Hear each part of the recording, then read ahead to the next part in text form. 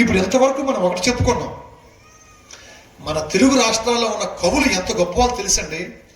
మనకి కూడా ప్రాణం ఉందని నిరూపించిన శాస్త్రవేత్త జగదీష్ చంద్రబోస్ అయితే కరుణశ్రీ జంధ్యాల పాపీ శాస్త్రి గారు పువ్వులకి ఎంత గొప్ప హృదయం ఉందో చెప్పే ఒక గొప్ప పుష్పలాపాన్ని ఆయన మనం వెళ్తాం. నేనొక్క పూల మొక్క కడనిల్చి, ఒక పూల మొక్క కడనిల్చి, చివాలున్న కొమ్మ వంచి, గోరానెడ్డునంతలోనా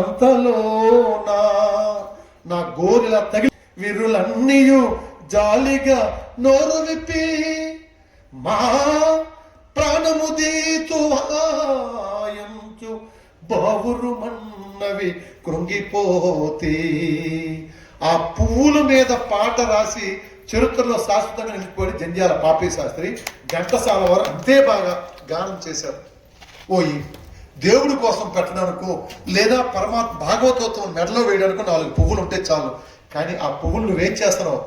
మా వెలలేని ముగ్ధ సుకుమార సుగంధ మరంధ మాధురి జీవితమెల్లా. ఎవరంటారు ఈ మాటలు? పువ్వులు అంటేనే మనం ఆ పువ్వులను కోసేస్తుంటే బాధపడుతూ అవి అంటున్నాయి.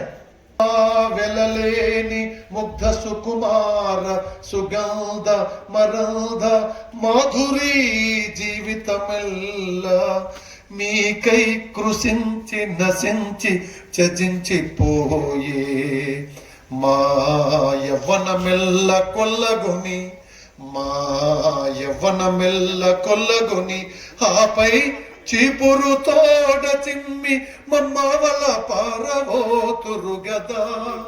నరజాతికి నీతియున్నదా?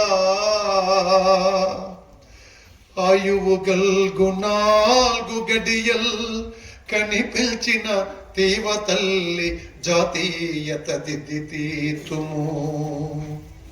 మహా అయితే మేము ఎంతసేపు బతుకుతాం? ఉదయం పుడతాం, సాయంత్రం చచ్చిపోతాం. ఆ మాత్రం ఆ ఇంత సమయమైనా మా తల్లి ఒడిలో మమ్మల్ని ఉంచనివ్వరా? కాబట్టి ఆ పువ్వులకి కూడా హృదయం ఉందని చెప్పినటువంటి ఏకైక దేశం ఆంధ్రదేశం. ఏకైక కవి కరుణశ్రీ జంధ్యాల పాపీ శాస్త్రి. జంధ్యాల పాపీ శాస్త్రి గారికి అందుకే కరుణశ్రీ అనే బిరుదు ఇచ్చారండి. కరుణశ్రీ అనే బిరుదు అందుకు వచ్చింది.